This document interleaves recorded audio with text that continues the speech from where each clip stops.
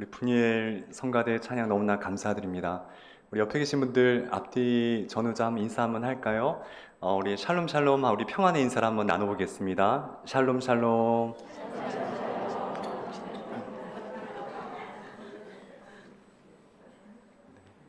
네, 반갑습니다. 아마 3개월 정도 대략 된 것 같습니다. 3개월 전에 제가 왔었는데요. 그때는 이렇게 3개월 뒤에 제가 이 자리에 설 거라는 생각은 하질 못했었어요. 근데 뭐 하나님의 은혜와 또 성도님들의 기대와 사랑 가운데 두렵고 떨리는 마음으로 제가 다리를 건너서 이 강북에 왔습니다. 너무 감사하고 또 너무 영광된 자리인 건 누구보다 다 알기 때문에 항상 두렵고 떨리는 마음으로 목회를 끝까지 잘 이어나갈 수 있도록 기대해 주시면 너무나 감사하겠습니다. 우리 다시 한번 인사할까요? 제가 떨려서 그러는데 우리 성령 충만합시다라고 옆에 계신 분들과 함께 성령 충만하세요라고 인사하시겠습니다. 네.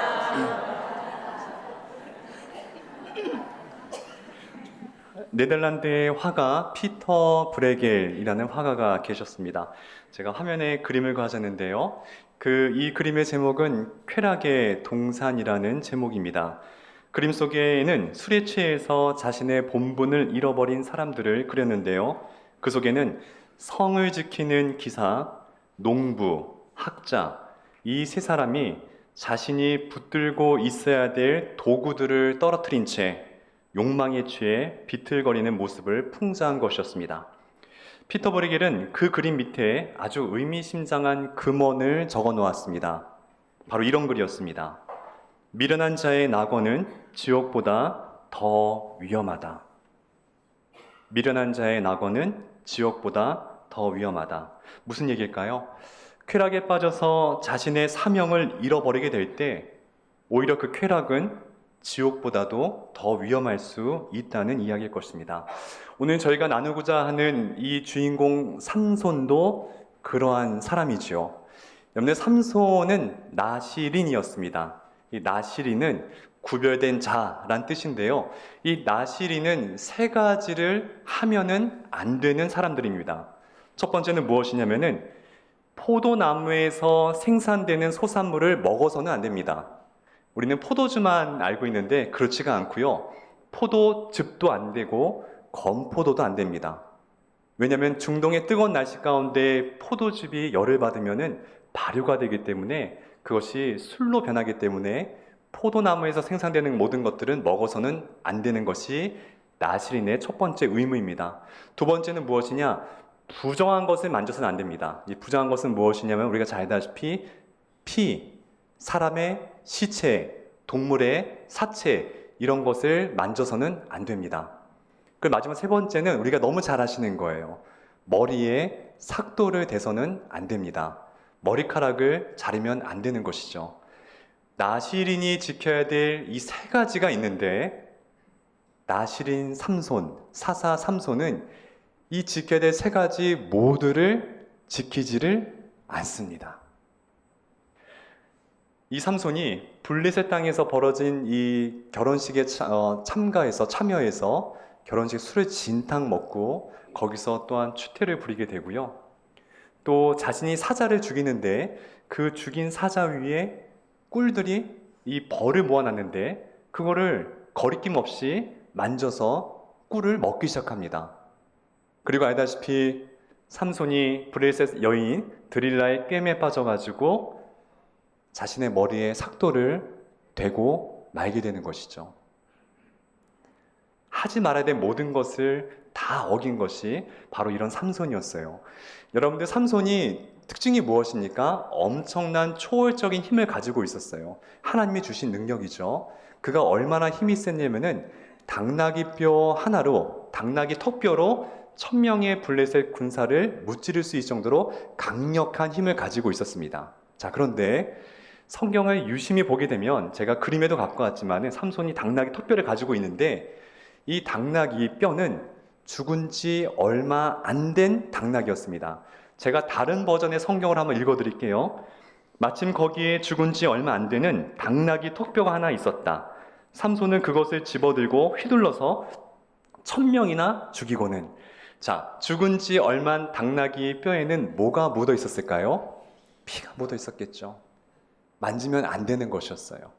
삼손은 그것을 알고도 거리낌 없이 하나님 말씀에 불순종해서 만지게 됩니다. 다음 그림인데요. 이 다음 그림 보게 되면 삼손이 드릴라의 깸에 빠져서 이제 머리카락이 잘려나가고 블레셋 군사들이 삼손을 덮치는 그러한 그림이거든요. 가운데 있는 여인이 드릴라입니다. 이 스파이인 거죠. 이 드릴라가 삼손의 머리카락을 쥐고 있는 그림인데 저희들이 오해하는 것이 있습니다. 무엇이냐? 삼손의 힘의 비결이 긴 머리카락에 있다라고 생각하는 거예요. 그렇지가 않습니다. 삼손의 힘은 하나님께서 주신 것이지 그의 긴 머리 자체가 힘이 되는 건 아니었어요. 그리고 삼손이 부정한 것을 만지고 포도주를 마시고 지금 사사로서 지켜야 될 이 두 가지를 어겼거든요, 이미.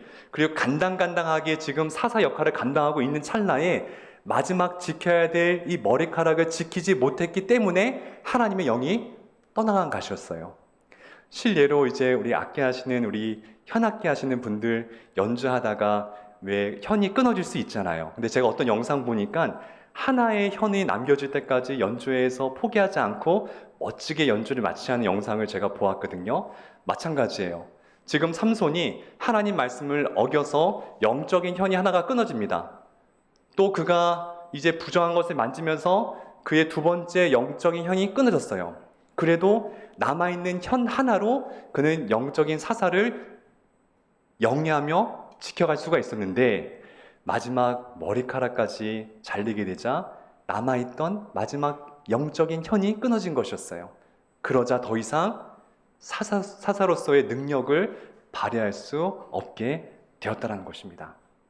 자, 그래서 오늘 삼손의 이야기 통해서 저희가 오늘 마음속에 한번 새겼으면 하는 한 가지의 어떤 이 주제를 가지고 저희가 돌아갔으면 좋겠는데요.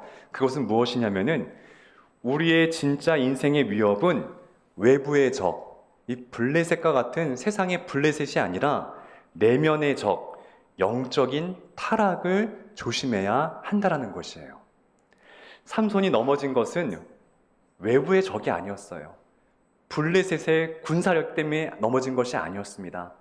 그 내면에 자기 안에 침투하는 그 내면의 적을 이겨내지 못했기 때문에 넘어진 것이었어요. 여러분들 영화 좋아하십니까? 영화에는 예고편이 있어요. 근데 성경에도 보면은 그 사람의 예고편이 있습니다. 이 사람이 앞으로 어떻게 전개될지 알려주는 그런 중요한 단초들이 성경에 늘 등장하거든요.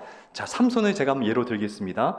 사사기 14장 1절 또 16장 1절에 보게 되면은 이런 말씀이 있습니다. 삼손이 딥나에 내려가서 거기서 블레셋 딸 중 한 여자를 보고, 자, 중요한 단어는 내려가서란 단어입니다. 또 사사기 16장에도 삼손이 가사에 내려가서 거기서 한 기생을 보고 그에게 들어갔더니, 지금 삼손이 딥나에 내려갔다, 가사에 내려갔다, 이렇게 내려갔다 얘기하고 있는데요. 이 내려갔다는 단어가 히브리 말로 야라드란 단어를 쓰고 있습니다. 이 단어는 물론 위치적으로 위에서 아래 내려갈 때 이 단어를 쓰기도 하지만 영적인 의미가 또 있어요. 그건 뭐냐면은 쇠퇴하게 되다, 멸망하게 되다는 뜻이에요. 자, 무슨 얘기냐? 삼손이 지금 딥나에 내려가고 가사에 내려가고 있습니다. 왜 내려갔을까요? 여성을 만나기 위해 내려간 것이에요. 자신의 사명인 사사로서의 사명을 지켜야 될 터인데 자기는 그런 거 상관없이 욕망을 채우기 위해서 지금 내려가고 있는 것이에요. 그 내려감이 물론 위치적인 내려감이기도 하지만은 영적으로 지금 삼손은 추락하고 있는 것을 이 성경은 예고편에 보여주고 있는 것입니다. 성경에 어떤 사람이 내려가다라는 것은 그 위에 무언가를 의미하게 되는 거예요. 여러분, 요나가 하나님 말씀에 처음에 불순종합니다. 하나님이 니네 가서 하나님 말씀을 선포해라 말씀했을 때에 그가 두려워서 정반대 다시스로 가죠. 제가 요나서 11장 3절 읽어드리겠습니다. 요나가 여호와의 낯을 피하려고 다시스로 도망하려 하여 욥바로 뭐라고 했습니까? 내려갔더니, 지금 요나가 점점 추락하게 될 것을 예견하고 있는 것이에요. 여러분, 믿음의 사람 아브라함이 처음부터 순종의 사람이었을까요? 아니에요. 너는 친척 본토 아비집을 떠나서 가나안 땅으로 가라라고 하나님께 말씀하셔서 처음에는 가나안 땅에 갔습니다. 그런데 성경을 자세히 보게 되면은 그가 가나안 땅에 머물러 있어야 되는데 그 당시에 기근이 찾아오게 되자 그가 여기서 못 살겠다. 저기 부자 나라인 애굽으로 가서 살아야 되겠다. 이런 하나님 말씀에 불순종해서 애굽으로 내려갈 것을 결정하기 시작합니다. 그것이 창세기 12장 1절인데요. 제가 또 읽어드리겠습니다. 너는 너의 본토 친척 아비집을 떠나 내가 내게 지시할 땅으로 가라. 아브라함이 마침내 가나안 땅에 들어갔더라. 그러나 가나안 땅에 심한 흉년이 들어 아브라함은 애굽에 가서 살려고 그쪽으로 뭐라 써 있습니까? 내려갔다. 지금 삼손도 내려갔다. 요나도 내려갔다. 아브라함도 내려갔다. 요나와 아브라함이 어떻게 됐을까요? 요나는 결국 태풍을 만나서 물에 빠지게 되고 또 물고기 뱃속에 들어가는 그런 비참한 상황을 마주하게 됩니다. 아브라함은 어떻게 됐을까요? 애굽에 가서 잘 살았을까요? 아니에요. 애굽 왕 바로에게 자신의 아내 사라를 빼앗기게 됩니다. 누이라고 속여서. 그런 수치를 당하게 되고 마는 것이에요. 그래서 결국은 무엇이냐? 하나님 말씀에 사명을 잃어버리고 불순종했을 때에 우리는 영적으로 침잠하게 된다는 것이에요. 가라앉게 된다는 것입니다. 그래서 우리가 사명을 아는 것이 그만큼 중요하다라는 것이에요. 자, 그러면 삼손이 영적인 침잠을 왜 맞이하게 됐을까요? 삼손이 왜 넘어졌을까요? 무엇 때문에 넘어졌을까요? 여러 가지 이유가 있겠지만은 저는 한 가지를 보았습니다. 뭐냐면은 삼손이 마음을 세상에 빼앗겼기 때문이에요.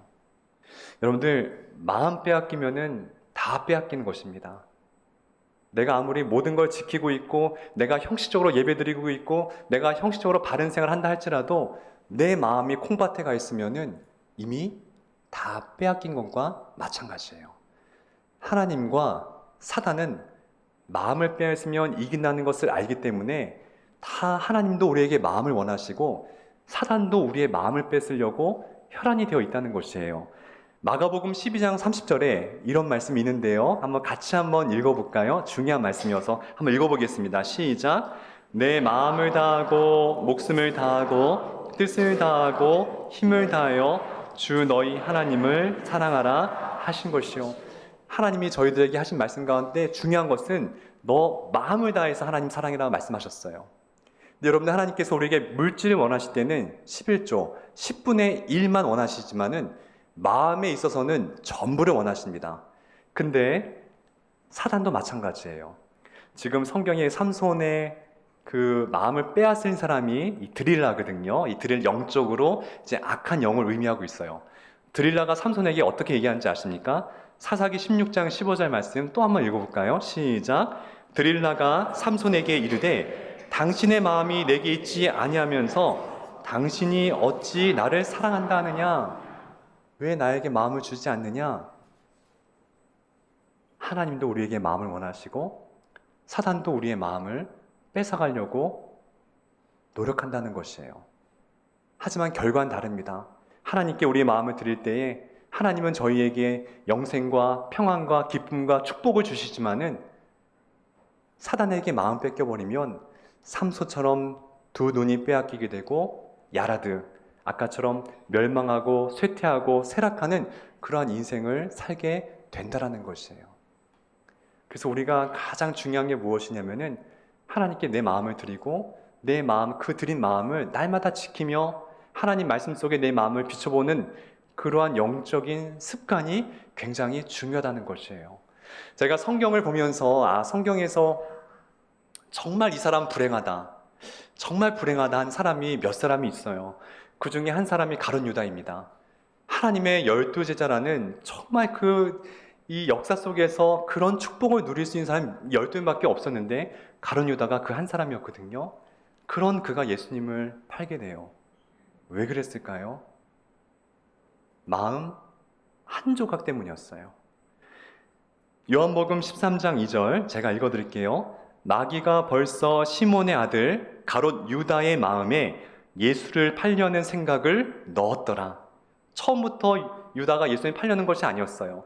사단이 주는 예수님 팔려는 그 마음의 생각 한 조각을 떨쳐버리지 못해서 그것이 잉태가 되고 나무가 되고 결실을 맺게끔 놓아뒀다는 것이에요. 성경을 보게 되면은 그런 마음 한 조각을 버리지 못해서 야라드, 멸망하고 쇠퇴하는 사람들이 굉장히 많이 있습니다. 여러분들 사울 왕이 얼마나 처음에 훌륭한 왕이었어요. 근데 그가 다윗을 죽이려고 혈안이 되고 마지막에 비참하게 스스로 목숨을 끊는 결과를 얻게 된 동인이 무엇입니까? 자신의 사위 다윗을 질투하고 시기했던 그 마음 한 조각을 버리지 못했기 때문이에요. 큰 것이 아니었어요. 그 시기의 작은 마음들. 여러분, 다윗이 얼마나 훌륭한 왕이었습니까? 그런 훌륭한 왕이 자신의 충신이었던 우리아를 죽게 만들고 정말 그의 아내를 범하게 되고 그로부터 이 다윗의 가문에 피의 저주가 끊이지 않습니다. 그 이유가 무엇이었을까요? 다윗이 궁궐 위에서 거닐다가 밧세바라는 여인이 목욕하는 것을 보게 돼요. 뭐 지나가다 볼 수는 있죠. 그게 죄는 아니죠.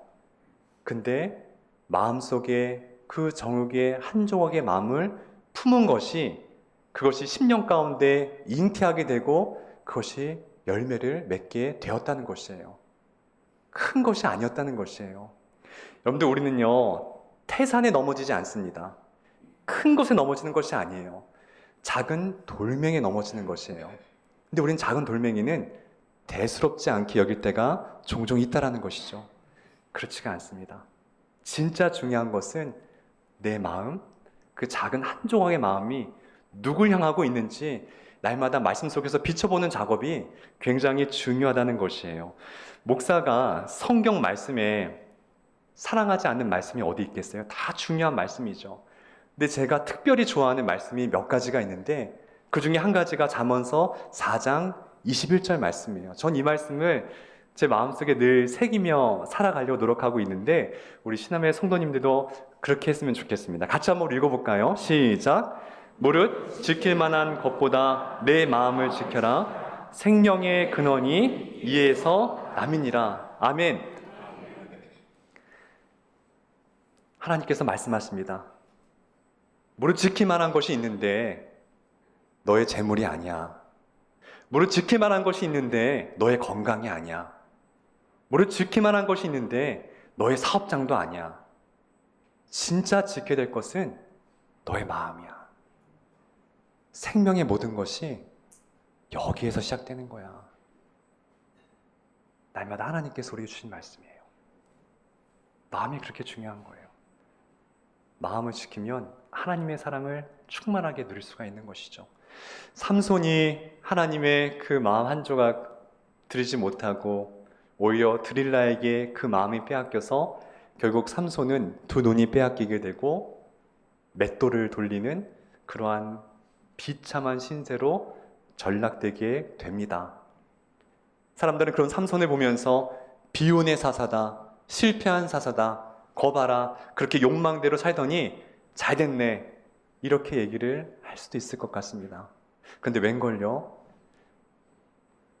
하나님은 참 사랑의 하나님이세요. 삼손의 인생 가운데 기도를 한 대목이 없거든요. 근데 마지막에 이런 기도를 드려요. 하나님, 이번 한 번만 저를 강하게 해주세요. 이렇게 기도를 해요. 제가 이제 우리 식대로 제가 표현을 하면은 하나님, 한 번만 살려주세요. 이렇게 기도를 해요. 하나님, 한 번만 도와주세요.